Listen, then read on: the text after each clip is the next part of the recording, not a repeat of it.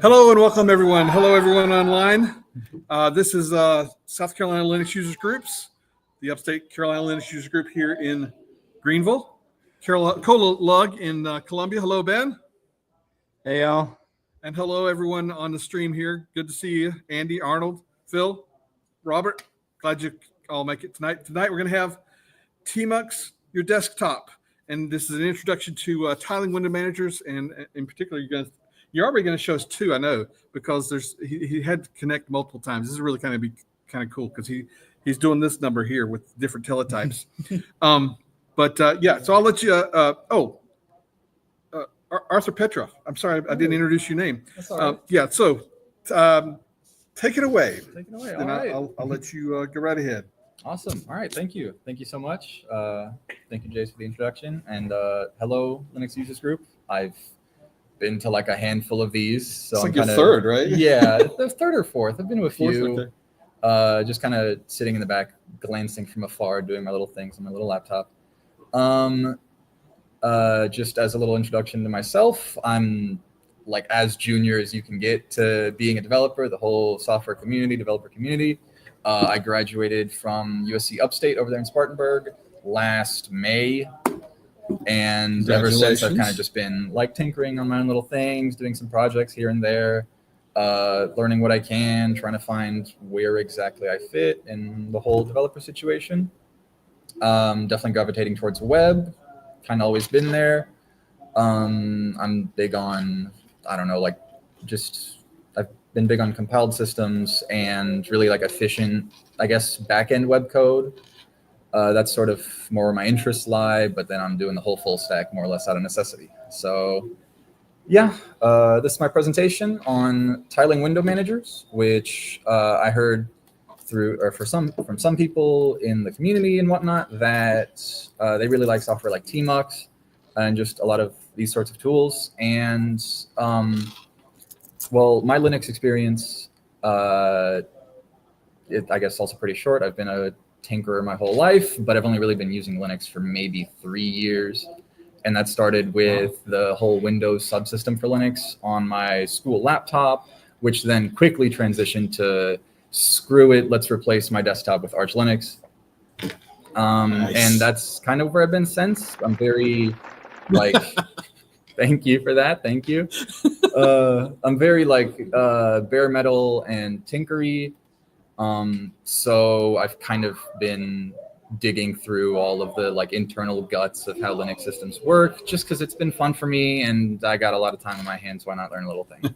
So for this talk, I guess the big idea behind it and kind of the point I want to get across is that a tiling window manager often makes for a more efficient desktop, which is to say that I've noticed a lot while using standard windowing systems, mostly just coming from Windows, but having to control your windows manually with the mouse and whatnot gets a little frustrating when you're trying to multitask, when you're trying to, I guess, just work on what you're working on. I imagine we're all at least somewhat adjacent to developer positions. So we get a whole lot of working in a text editor with some documentation open or like a tutorial video, something like that. And having to juggle alt tabs to find your windows has just been a pain for me. So what a tiling window manager offers instead is the keyboard centric sort of workflow that's something like a bunch of terminal based programs like the whole Vi, Vim, I guess Emacs. I'm a little out of date with the whole editor wars, so I don't know what's going on there, but Emacs is better. Well, I started with Vim, and then here I am using NeoVim with a kind of janky config that I need to revisit. Yeah, so Vim and Tmux, which also, like I said earlier, these tools are fantastic, and by no means is a tiling window manager replacing them, obviously. It's just expanding the sort of flows that they give you and the benefits that they give you, but to the entire desktop graphical experience. So I want to start with a quick review, just some terminology so that everyone's on the same page and I'm not losing anybody by slinging jargon that no one really gets.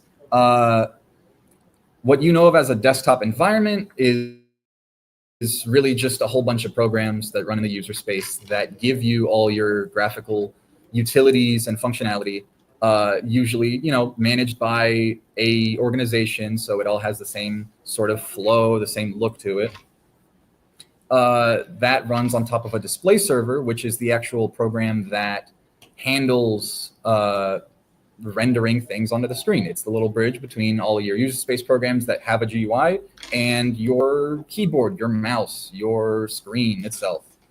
And then a window manager, which is what this talk is about, is just a little program that handles moving windows around your screen. You can see it in the diagram I have up there. It's just this little box. This one little box is all we're talking about here. The green one in the middle box. Yep.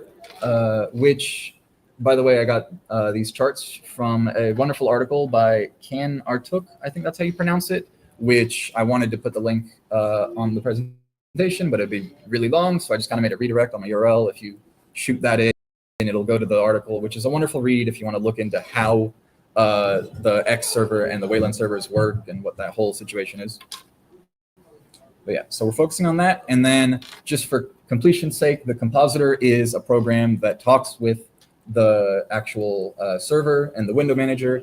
And by composites, what that means is taking all of the graphical output of all your programs, and instead of just putting them on screen one by one, it puts them off screen for a little bit, does some fancy, like it can do effects, it can do transparency, puts it all into one picture, and then puts that picture on the screen instead of all your individual windows. Quick little tangent. Wayland is good now. You should probably switch to it. This talk is going to be on X11 running i3 because that's just how I started. My first window manager when I got on Arch Linux was i3. I had a friend that used it. But really, Wayland just is, it's scaling into the future. It's looking like the way that Linux is going to go. So you probably don't really have a reason to stick with X11. It's worth switching over to. Everything that I'm going to do in this talk, everything I'm going to talk about on i3, you can just drag and drop, replace it with Sway, which is as close to a one-to-one port as you can get. And then when you're talking about Wayland, a compositor is kind of the whole thing because Wayland sticks the whole display server, window manager, and compositor into one program instead of having them be separate. And then finally, the last little buzzword I wanted to go over is a display manager, which if you aren't as familiar with that one, that is just your login screen. It's when you boot up your computer.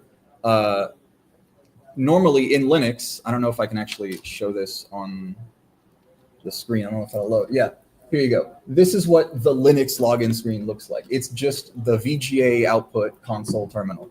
So when you install a program that can replace that with a different login screen, that's a display manager because it manages display sessions, meaning when you log in your computer, you can choose, do I want to log into my normal KDE Plasma session with the KWin window manager or something else if you have it on your system. And all that really uses is these X session files, which are just desktop files. So if you've seen like the files that your computer actually runs when you're running applications from an application launcher, it's these desktop files. There are special desktop files in a special place that run your either window manager or whole desktop environment situation when you choose it from your display manager. So with that out of the way, introducing the i3 window manager. It's what this presentation is currently on right now. That's the URL for it. It's a great little tool. A little fun fact that I like about it is i3 is based off of WMII, which is based off of WMI, which is Window Manager Improved, became Window Manager Improved, which i3 improved. Okay. I wonder where the name came from. Yeah. Yeah, it's built to be really well documented, really simple, really fast. So it's just like bare bones, really minimal, but not like overly minimal. So it's just great for learning the basics of actually using tiling systems, tiling features, tiling binds, and etc. If you want to install it, I don't know if anyone is able to follow along, but I guess if you wanted to, most distributions have just an i3 package that comes with i3 Window Manager and a bunch of recommended software, which I'll get into here in a bit. And then, like I pointed out with the display manager, it'll come with that desktop file, which when you log into display manager, there should be a drop down somewhere that lets you choose what session. You just log in i3 and there you go. And then I wanted to go ahead and start going into features, which number one, tiling. What does that look like? Well, here's a desktop. I can, instead of going to an app launcher and launching an app, you do it all with binds or with different kinds of app launchers. But for example, I have a terminal set to this one keybind modifier and enter, which I'll go into the modifier stuff in a little bit. But it just opens a full screen application. I don't have like a bar around it. I didn't really want one. You can have one. I can change it to have one. But if I open another one, it just splits it in half, which I guess it might actually help to have bars. There you go. So now you can see I have these two windows, and yeah, I didn't have to do anything for it to split down the middle. It just went that way. If I open a third one, it might not have a bar because my default setting is off, but it splits it in the middle. I can delete that. I can open it over here. If doing 3 columns kind of sucks, you can split vertically instead and then just do that. And these all just stay and you can move around them with hotkeys. So I can do, all my work on this one, have documentation open over here, and then, I don't know, YouTube, do some music, however you want to do it. Every window that you open follows this kind of behavior. For launching programs, like I said, a lot of them is with hotkeys. So I have a hotkey set just to open a terminal, but instead if I press this hotkey instead, I get a little application launcher. This is called Rofi. There's a bunch of different ones. The one that i3 comes with is called D-Menu, which just opens a little bar up at the top. It's kind of hard to see, and then all the options are in line. So I just like Rofi. It looks a little nicer. And then from here, I can open whatever I want. Like I can open, sure, Dolphin, the file browser for KDE. That's what that looks like.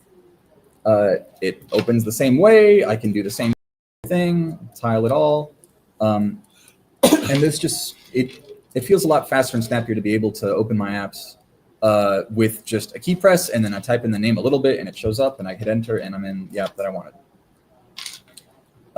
This lightweight per monitor workspaces, which if you could see the little bar on the bottom down here that says 1, 2, 10, those are the workspaces, which you may be familiar with other window managers. They tend to also have workspaces.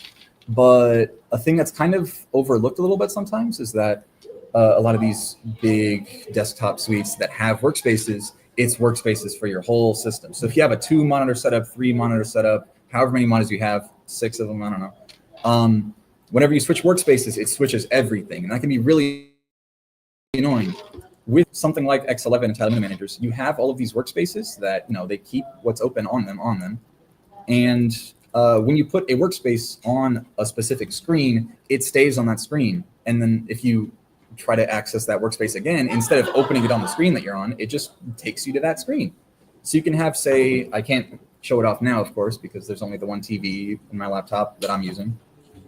But if I had a second monitor, I could put, say, workspace 2 on that, and then I could just go workspace 1, workspace 2.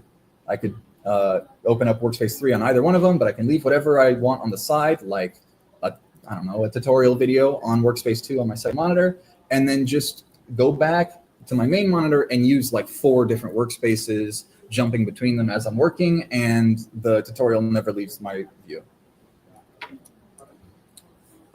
For this one, it's flexibility, which is just everything is bindable and rebindable, meaning all of the configuration for i3 and for most tiling window managers is just one text file. And in that text file, you can very easily bind any keybind that you want to any either window manager command built in or execute a shell command. So I didn't really prepare any crazy examples off the top of my head, but just being able to bind anything to any key press, if I go down here, it just it gives you a lot of potential to automate whatever tasks you may use whenever. For example, to leave i3, it's not just you press the keybind and it runs the leave command. This is actually running a shell command that creates a little bar on my screen up there, which lets me exit it. But this bar is also customizable. I could write a script that uses this i3 nag bar to prompt myself with something else and use that as an input for something else. And it's just extensible in that way if you're a scripter, if you like tinkering in that kind of way. But otherwise, just being able to bind anything at all is really handy at times.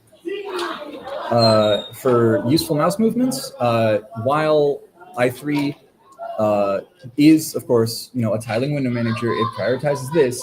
That doesn't mean that you never, ever touch your mouse. And there's a lot of times that a mouse is actually really useful. For example, for one, you can pop a window out whenever you want and just make it floating so that you don't lose this stays, and you can jump between floating and not floating windows, which is really handy.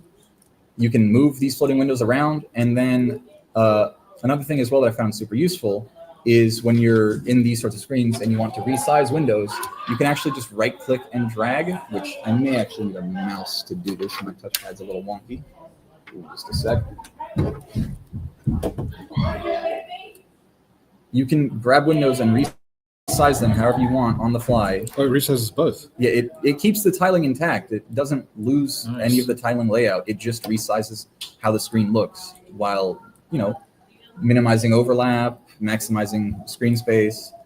You can move things around all you want. You can drag windows while they're tiled and move them. And you get these little bars, which it's X11. It's not super flashy, but it does what it's supposed to do, which is move the windows where you want them to go, which is really handy. So you don't lose, the power of the mouse. You just gain the power of moving things around the keyboard, which, as I touched on earlier, if you're used to something like Tmux or NeoVim, should feel right at home. It's super powerful to be able to do things at the press of a button instead of having to move your mouse to it and then drag it somewhere else just to do something you can do with 2 key presses. And then the last little feature that I have on here is scratch pad windows, which honestly is something that I use less of, but it basically is just, I'm going to open this Matrix program again. You can move a window to the scratch pad, which just puts it out of sight. You don't see it anymore, and you can quickly see it again real quick. Just pop it up, hide it again. You can go to a different one. You can pop it up. So as you can imagine, you can use this for if you need to run a program and check on the output every once in a while. You can just pop it up real quick. You can leave it however you want, and then just hide it again, and then whatever workspace you're on, pop it up. Again, I haven't really used this that much. I kind of find that I replace it just by using Tmux and detaching from a Tmux session. But that's there, and it's a really good feature anyways.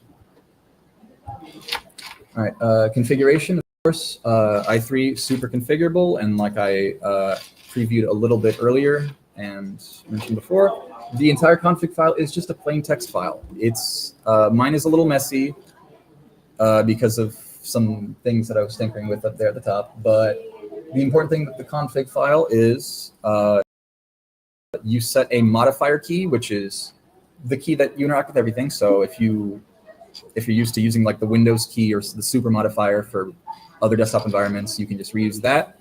I kind of felt like getting a little fancy and noticed I didn't use my caps lock that often, so I rebound my caps lock to the hyper modifier, and I use that for everything, just because no program ever uses the hyper modifier. It's not on any keyboard ever.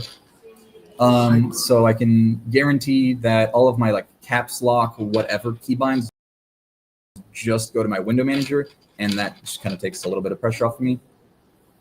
And yeah, most of these configurations are stock that come with i3 whenever you launch it for the first time, or if you want to redo it, delete your config file, and just start it over again. I can actually run that real quick and cd into my config.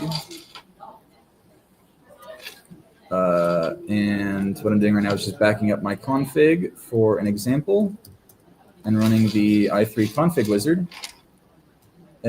which sets here, lets you choose what modifier you want, either the Windows key or the Alt key. I'll do the Windows key for now. And you'll see the bar at the bottom changed. It's a lot plainer. Oh, my keybinds are wrong.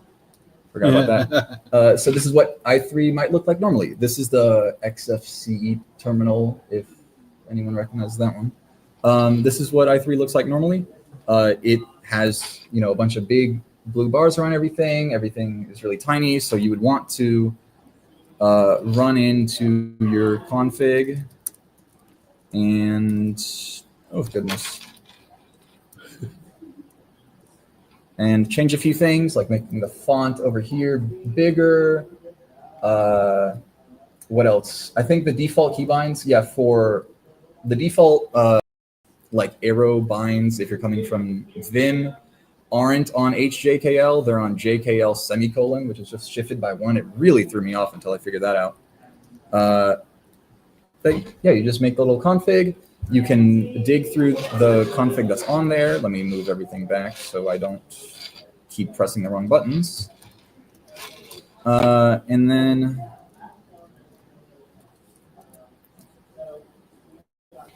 there we go. And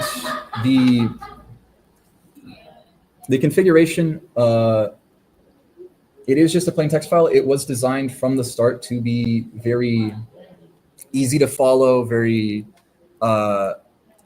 obvious. I watched one of the creators of i3 give a talk in like 2012 at a Google Tech conference where he really he talked a lot about what went into making i3, what their values were. And one of the things that he said about that is that for all the config settings, he had a friend that wasn't a developer, didn't use any tiling window manager or anything of the sort, and he just showed him, hey, what does this command do? And he kept repeating that process until he got a whole bunch of commands that kind of make sense to a normal user. I can pull here. This is the i3 website where here are all their values. I read them. I like a lot of what they write, but I wanted to bring this up to show the user's guide, which this is the documentation that I said that is so good for i3. It explains all the default bindings. It explains how to use it from the start. If you keep going down, it explains the tree, which all the workspaces are built as trees. So every time you saw me do like a vertical split, that was really taking the whole window and turning it into a node instead of a leaf. In that way. And if I go back here, configuring i3, this just goes into every single command that's on there with examples. So it makes it super easy to scroll with this and customize in the way that you want. You can make modes. They made a point of making i3 modal like Vim. So here's their example where they show that they made a launcher mode where you enter the mode and then you can press specific binds to launch things. I just use launcher for everything. But yeah, the documentation is really good, super extensible. You could definitely spend either an afternoon configuring i3 to be however you want, or a few months. And then I kind of wanted to go over, I guess, just discussing actually switching to a tiling window manager, because I'm sure that a lot of people, they use their Linux distribution. It's what they're used to. It has all the programs that they're used to. They click on the little start menu and it's the experience that they're used to. And that's awesome. That's great. Switching to a tiling window manager does not mean throwing away everything that you know about Linux and throwing away everything that you know about the programs that you use or the screens that you see. It is a learning process, of course. It's like learning anything else in terms of changing your workflow. But a lot of the big desktop suites, the whole GNOME, KDE Plasma, XFCE, a lot of those, well, I guess all of them, are mostly composed of standalone programs. You have a file browser, you have the system monitor, you have the system settings, you have all of these, and yeah, they work on their own, like they're intended to work with their own systems, but a lot of the standalone programs do still work just fine, plug and play. You don't need to configure anything else. And even then, switching to a tiling window manager doesn't have to mean switching to a tiling window manager. When I first installed Linux on my computer, I was dual booting. I still kept my Windows around in case I needed it. You can do the same thing. You can just install i3, go in it for a little bit. Maybe that's just like your working writing code mode because it's so streamlined and because it helps out so much with keeping documentation open on the side while you have 3 different terminal windows open.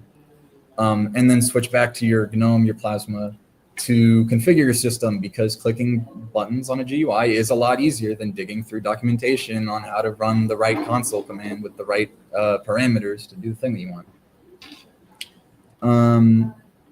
And to expand on that, some of the big like desktop environment suites just outright let you replace their built-in window manager. Like KDE on X11 specifically, KDE uses a window manager called KWin, and they kind of removed it on Wayland because of the whole Wayland. It's all one big program instead of just like a modular little, the window manager is its own thing. But regardless, on X11, on KDE, you can just switch out KWin for i3. It's like you write one systemd file and tell the system to use that instead of the KWin service file. I did that on this computer to try it out, and it works. I never know how to pronounce that next one. Mate. It's either mate or mate. One of those two. That one also supports switching the window manager. XFCE supports it really well. LXQT, if I'm not really familiar with like Linux users as a whole and what the popular desktop suites are, but LXQT doesn't even come with a window manager. It's just the programs, and they say find your own window manager. So I wanted to point out over here, this is the Arch Linux Wiki, which if you haven't been on the Arch Linux Wiki, it is a fantastic source. But I bring this up specifically because of this little section where they link a whole bunch of all of these desktop environments on Xorg. You can just switch out their window manager for i3, and it just works. But one thing I will say is it might be a little janky, because a thing that I found out after trying it myself is on things like KDE or XFCE that have like a graphical desktop with their own wallpaper and like desktop icons, that's just a window. So what happens is you launch it and it's the full screen, and then you open a new window and your desktop gets cut in half, and then the terminal shows up on the other half, and then you go to another workspace and your desktop's still in the first workspace. So you may have to concede a little bit on actually using the graphical desktop with desktop icons, but if you use Launcher, is it even that bad? Let me drink some water real quick.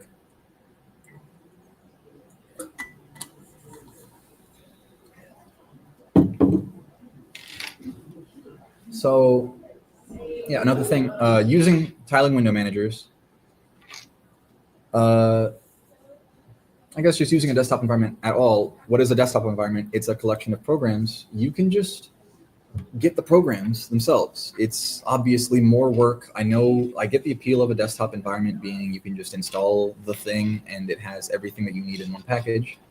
But you are completely able to just install all of the different bits independently.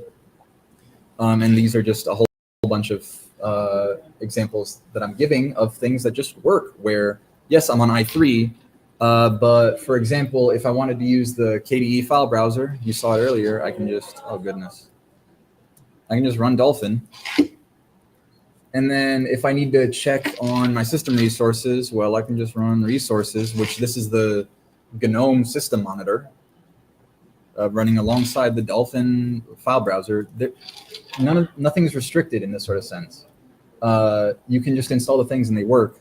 The status bar at the bottom here, this is i3's built-in status bar. It's called i3 bar. It's just like a text output. It runs a shell script and then takes the script and plugs it right there.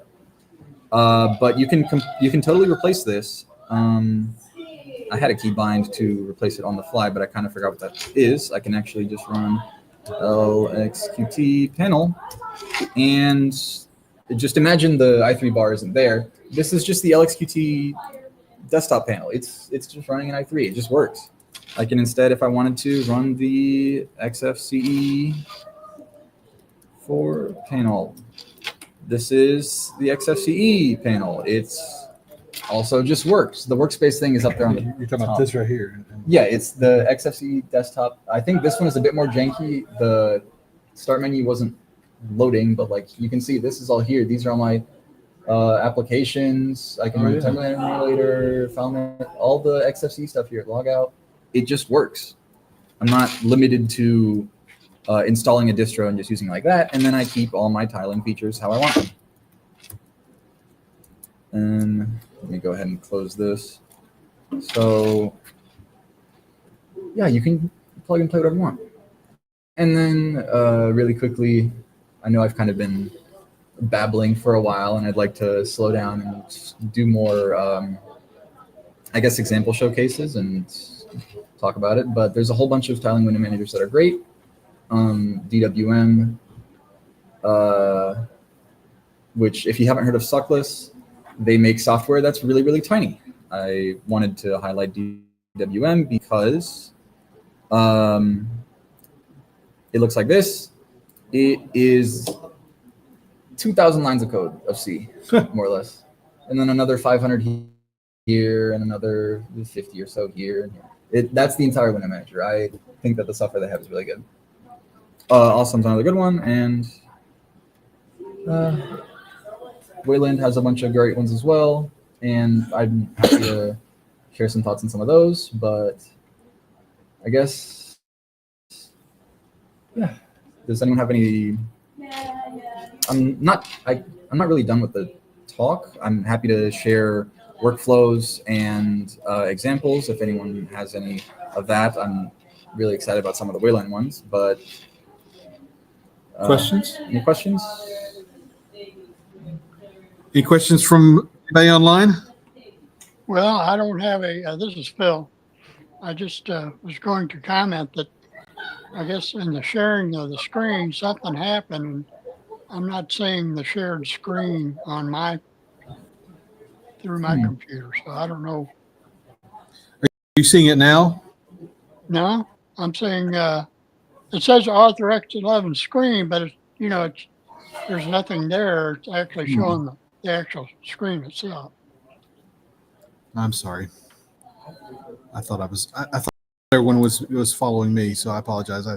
That's okay. I just thought I'd bring it to your attention. About the only time I can see anything is if I go to the tile mode or whatever, and then I can see it over in the corner. But, Right.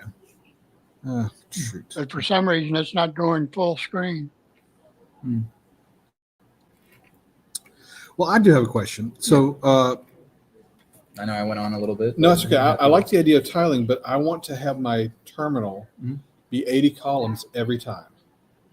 Is there a setting for me to do that? Do you know? I don't know if I want the width to be always the same width. Gotcha. Yeah.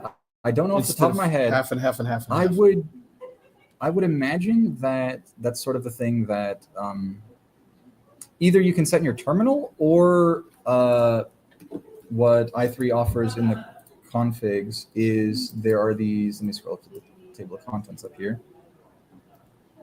I stumped them, everyone. I think you can open a floating window. Yeah, I know that you can open a floating window and probably set that to be the size that you want. I'm trying. It's really annoying that that's not in the table of contents, but well, to be fair, who in their right mind would want to do this? I mean, that's the beauty of Linux. That's the beauty of Linux. You can make it the way that you want it to that's make right. it, right? Yeah, there you go. But this is kind of what I was looking for, more or less. It's not. I don't think they have the exact example that you're looking for. Yeah. But i3 does support like querying for, here we go, this sort of thing, for window class equals something, where you can query the X11 window information and then apply specific settings or commands to only those windows. Okay. Yeah, Arthur, I think search resize. I think it's just resize. Yeah. So here where, there you go. Probably this. That might be what you're looking for. Yeah. I imagine that might not work automatically unless it does. I've never tried it. I just kind of, open the terminals, however. Yeah. So It's okay. yeah, if you can do it, and if not, well, you Somewhere can to look and always stuff. kind of like adjust it like this until it's Right. the right amount of columns. Yeah. You could write a little helper script that prints out exactly 80 width, and then just run that when your console starts, so you can fidget with it. But yeah. Okay, so I have a question. I just recently got back into Tmux because other people on my team were using a program that you have to buy called MOBA Xterm. Have you heard of it? It's I feel like I heard of it from a long time ago, where I like touched it once as a teenager trying to jailbreak a phone, but yeah. So 5 years ago, I was working on a team where one guy had to manage 3 servers at the same time.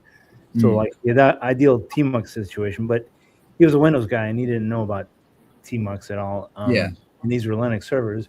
So he just went out and looked for something that would do this, and it was MOBA Xterm, and he liked it. And so as human beings are, now that is the standard for the rest of the team for 5 years. Because I was using Tmux, but my entire company got canned, and we had to, it took me 5 years to get back. Anyway, so Tmux is already there. It's already on the Bastion server, and which is like the ideal situation. So we used a Linux Bastion to connect to a bunch of servers at the same time. But I'm using a Mac to fire up a Amazon an AWS workspace running Windows 10 to connect to 3 Linux servers. Yeah, gotcha. Yeah, and so all 3 operating systems are in play here. So and I'm having a fantastically difficult time getting Tmux to accept a password. Getting Tmux to accept a password. Huh. Yeah, because when you use PuTTY, first of all, you have to know that you can't just. Normally, you can just right click and PuTTY paste, and you're good. But in this configuration, I have to hold the Shift key down and right click, and there's a thing called bracketed paste mode, where PuTTY injects other characters that are extra to the password, and of course the password is never going to match. And that's weird. So it's a huge pain. Normally, when you get a prompt for a password, that password goes in raw mode, just so you don't start escaping things accidentally. But I don't know. Does anybody else run into this and found a solution? Because I hard time. Going from a Mac to Windows to Linux now, none of us have I was gonna say Mac to Windows to Linux. The OS, I feel like at the very least, the OS mixing shouldn't inject anything. So you're saying that PuTTY has the bracketed paste thing? It might just be a PuTTY issue. I was gonna say, look, if you could get rid of PuTTY and use like something on the command, something instead of PuTTY on the Windows machine. Yeah. I don't know. I imagine place PuTTY the last time I used Windows, I put X11 It's a on. very restricted. Nice. Yeah. So PuTTY's the only thing you can use on that, is what you're saying. Yeah. Okay. Right. Yeah. It's a very old shop, and Bastion servers. they only use programs that are at least 15 years old. I mean, I think Putty supports X11 forwarding, so you can just get you a nice remote with X. That's you a know, good point. Did you hear that, Ben? No. Did you hear that? He said that that Putty supports X11 forwarding, so you could set it up so that you have Putty set up what an X term on the Mac, and then SSH. Yeah, Yeah, I guess I've those done are- that. The remote Linux machine could basically run your desktop. Yeah. Yeah, I've tried that, and yeah, that was the default.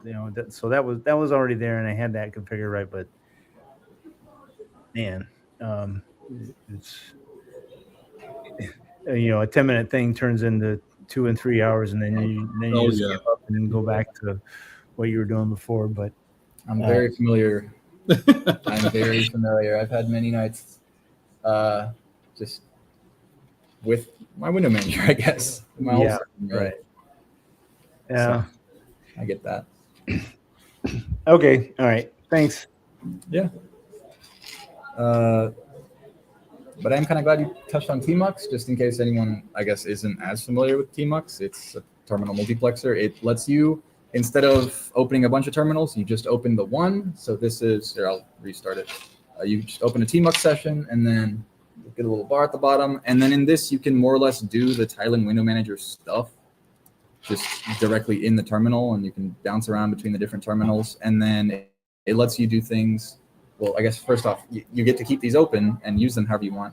And you can detach from Tmux, meaning all those terminal sessions stay running in the background, and then you can just Tmux attach to pull it back up. You can run multiple sessions, detach from all of them, give them names, reattach to specific ones. It's a really useful tool. I still use it even with all the tiling stuff, just to keep something running in the background. I never want to close it. I have to go in the command line to intentionally close it instead of just crap, I closed the window, I didn't mean to. So when you have two tiled terminals that you've now Tmuxed, when you reattach and have a different terminal that's a different size, Okay, yeah, gotcha. It should what just does that look like? it should just work just fine. Like if I have these two here and I detach from this and then I open this one here. That's a new terminal, right? I have a little alias, TMA is Tmux attached. I'm very lazy. I love aliasing characters away. It just resizes them on the fly. I Okay. can even do some really skinny ones, do all the way down there, and there's my two little There's your Tmux on baby the little right. terminals. Okay.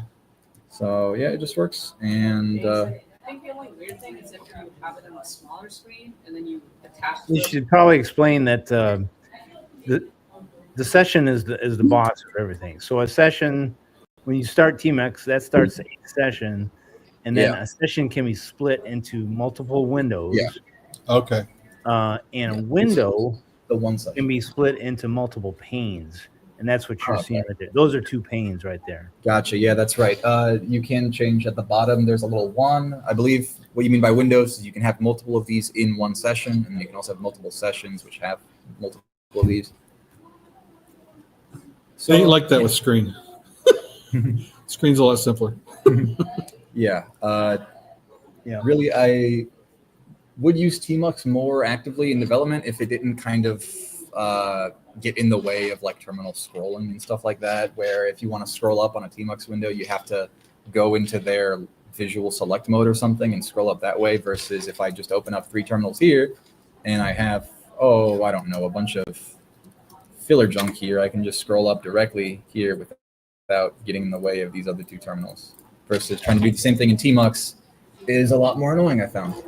Yeah. So I mainly just use Tmux for that detach feature. I will say I'm working on a website. I will spin up the development server in a Tmux window and just detach from that.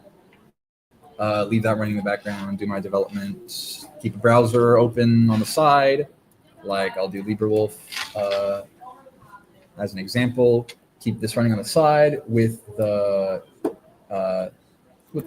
developer view of the website I'm working on, and then I have the source code over here. So I'm typing away, writing code here, checking on the website here. And then if I need to do anything on this dev server, I can just spin Tmux back up with the Tmux attach, which I think I actually left some open. Oh, please. Cool, no sessions. So yeah, that's kind of what my workflows look like, more or less. I work on a few Scratch websites here and there. I'm working on writing up my own little blog at the moment, and yeah, just this whole workflow of hopping between windows has made that experience a lot nicer, especially as I'm looking at documentation and I keep that on a separate window so I can read the bit of code that I need to write and then jump back, put it there, and then I can't imagine trying to do that with spamming alt tabs and trying to find the right window when they're overlaid on each other.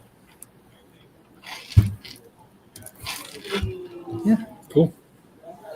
So yeah, that's titling window managers. I can't recommend it enough. Were you going to show us Wayland? Yeah, I think that was a great time for that. I don't think it's going to stream. I couldn't get the streaming to work. Oh, no, you can connect to Jitsi at all? Or? I could connect to Jitsi. I couldn't get the screen sharing to work. Wayland, Okay. it is a lot newer. It has a lot more polish. It's a lot cleaner. You get some performance boosts. It's more secure, but it's also newer. So a lot of the stuff is not as complete. Okay. And trying to screen share, you have to go through these like XDG portals or something that don't come pre-configured. So I forgot still to using the X11 protocol. Yeah. in some regards. So I couldn't. I forgot completely set my mind to set up the portal before today, so I can't. All right. So if you're watching my screen, we can show the television here. Yeah. And now this is a different teletype on your Mhm. laptop, and it's what, Wayland, and This is Sway Window Manager running on Wayland, so not i3, not, Not i3. X11. not X11. This is Wayland. Sway Wayland. This is notably Sway it's i3. It's a port of i3 to Wayland, so you get all the like performance benefits of Wayland. But if you look at the way that it looks, the way I have it configured, even the config file is effectively drag and drop. It just works backwards compatible with i3. When I copied over my config file that I had worked on a little bit, I got one error on one line where they slightly changed the way that one of the settings works. So instead of needing 2 words, you just need 1. Like it's as close to a port as you can get, and that's great. So yeah, I'll use this from time to time, but really on Wayland, I've since changed off of i3 and these sorts of window managers.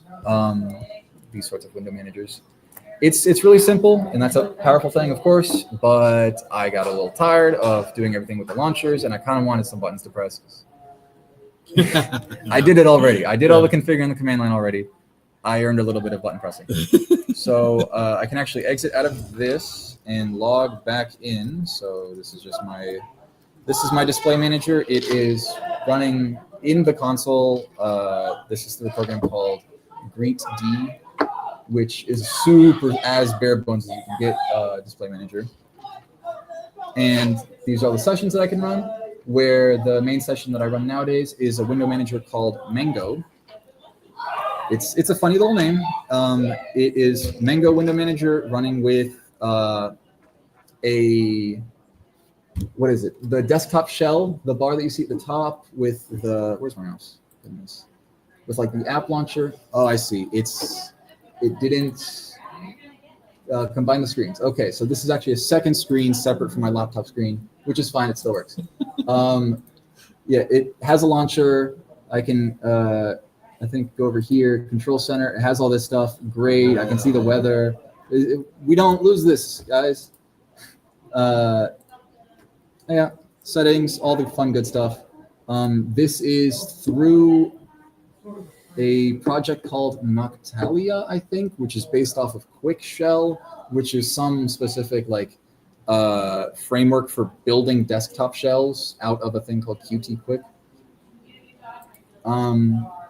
It's a neat little setup. If you've seen any of those like super flashy eye candy, heavily animated, everything dissolves and whatnot, they were probably using something based off of Quick Shell, just because it lets you have bars everywhere. You can surround the screen with these things that kind of like drop down in that sort of way.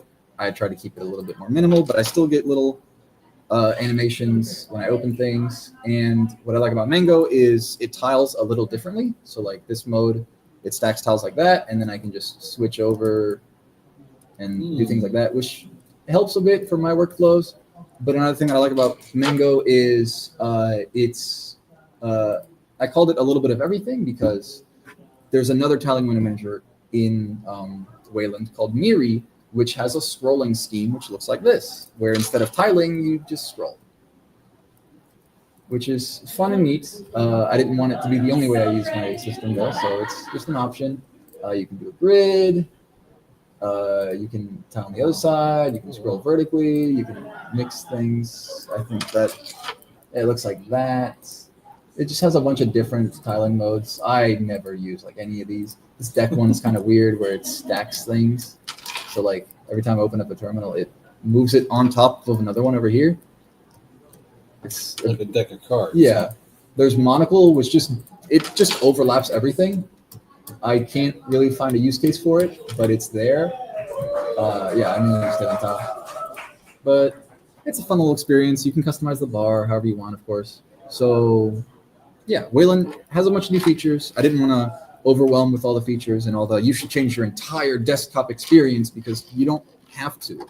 You can just stick to what you're used to, but stick in a little bit of tiling along the way just to make your workflow a little nicer, just to make your experience a little smoother, a little snappier, a little yeah, a little faster, just a little bit more keyboard centric instead of using your mouse and alt tab for everything.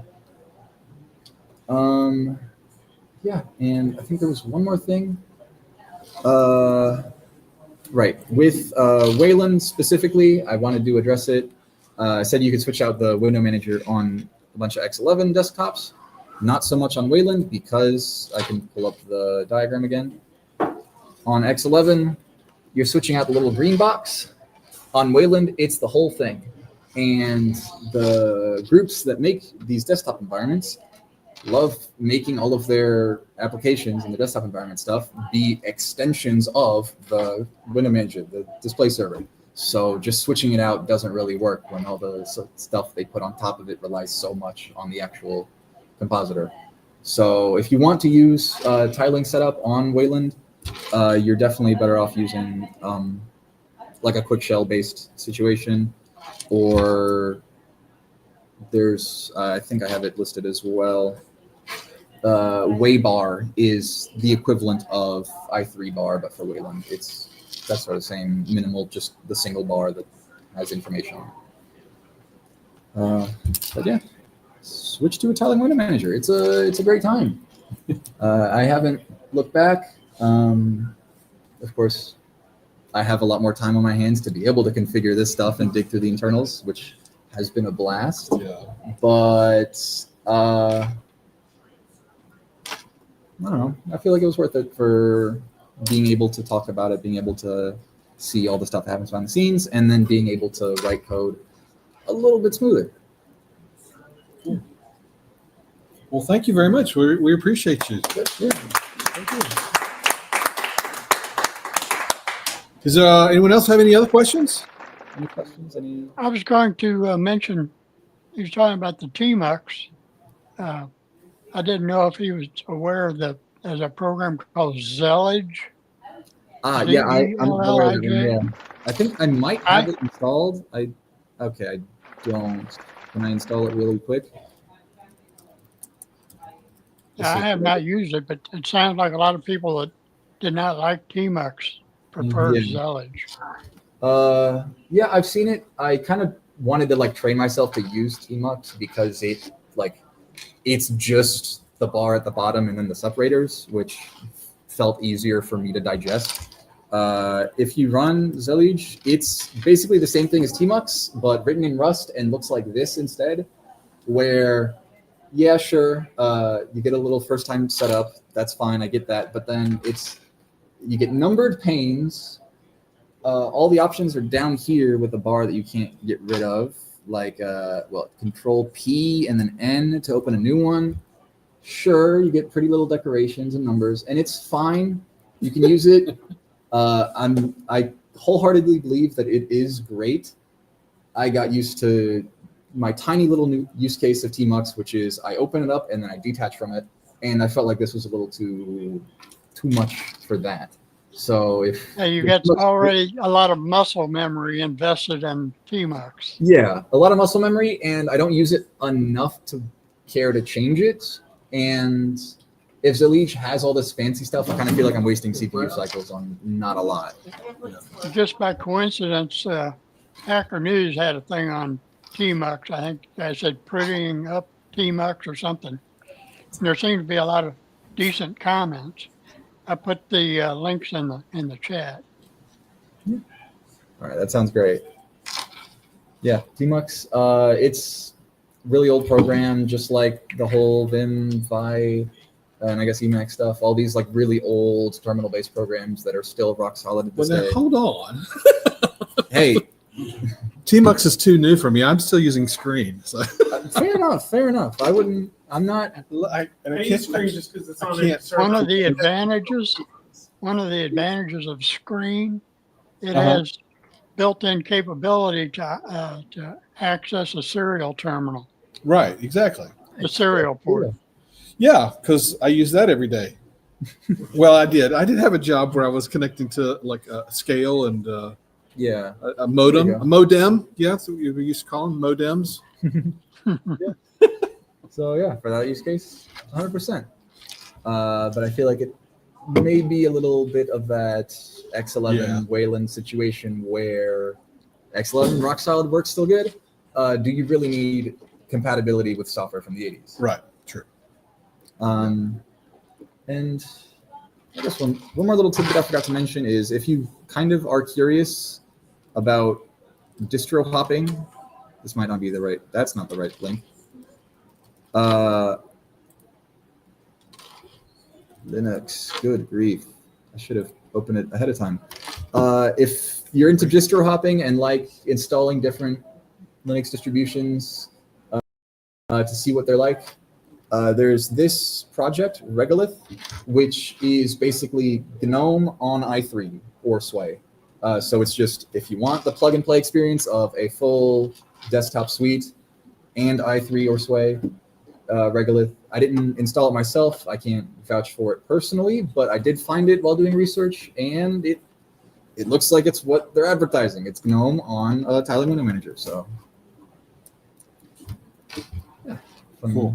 Nice little tidbit. But yeah, that should be all that I have. Well, fantastic. Yeah. Thank you so much. Really, again, I'm gonna clap again because I really appreciate you doing this. And I guess unless anyone has any other questions or any of the other topics of discussion here, there's my face. Hearing none, then or anyone have anything you want to talk about? If anyone wants to talk with me after the fact about setup stuff, installation stuff, configuration stuff, software at large, web technology, I code in Rust, I don't know. Do you? A little bit, yeah. What do you think of it? I love it. I Do got you? started on like back-end web technologies, web development with Rust, where I had the way that I learned like HTTP servers and back-end servers at all was I took a class project where I took my experience from tinkering a little bit with like an Express server in Node.js, and I wrote just a custom multi-threaded HTTP server in Rust from scratch using like one library to parse HTTP headers, but otherwise working on the TCP socket, which, As you do. yeah, Right. normal stuff. But it taught me a lot. It's not the most well architected project I've ever made. Really? It's kind of Okay, yeah. sloppy and there's stuff all over the place, but I did make a endpoint router from scratch, and there's multiple threads that talk over channels, and it does what it needed to do for me to put it on a Raspberry Pi and hold it in front of a class and say, look, it works. Nice. So yeah, that was a great learning experience for me. And then doing it in Rust felt so awesome. I love that language so much. I want to do more of it, but it's kind of hard to find a place for it right now as I'm so fresh starting to find Right. looking Yeah. for any work, Yeah. that sort of thing. But yeah, so I believe if I go back to the start, I do have a website. If you wanted to reach out to me, it has my information on it, my email on it, my LinkedIn, my GitHub. So a few projects. I'm still working on building a blog for it, which I'm being stubborn and doing from scratch, just because that's really fun. And I got some time to kill. But yeah, don't hesitate to reach out. I'm happy to talk about anything software, Linux, window managers, or otherwise. All right. But I think that's all I got. All right. Well, I think I'll, unless someone has a topic of discussion, then Ben? I got a tidbit, Go ahead. Jace. So, on the subject of AI coding and whether it's worth it or not, I got a report back from Burbus Counts in Oklahoma that his team was able to convert a 8,000 line C program to Rust Nice. in 1 week with AI coding. And Yeah. the secret sauce was